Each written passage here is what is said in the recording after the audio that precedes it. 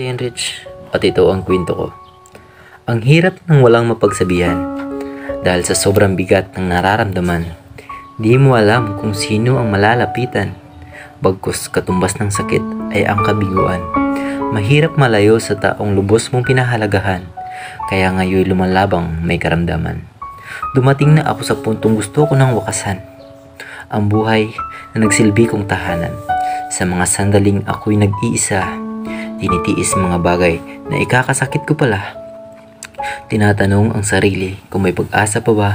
Pakiwari ko'y ayaw mo na. Naalala mo ba kung saan tayo nagsimula? Mga panahong wala kang kasangga. Dumating akong ikaw ay walang wala, kaya lumapit ako ng walang kahiya-hiya. Umabot tayo ng mahigit 2 taong pagsasama. Pero sa isang saglit, iiwan mo lang din pala akong nag-iisa. Lahat ay biglang nagbago. Yung dating ikaw ay hindi nakilala si ako. Salamat sa pagiging mabuti mo para sa akin. Kaya ngayon di na kita pipilitin na ako'y muling mahalin.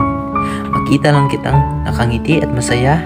Lubos na din ang galak sa aking mga mata. Kaya sinta, mag-iingat ka. Nandito lang ako, handang suportahan ka.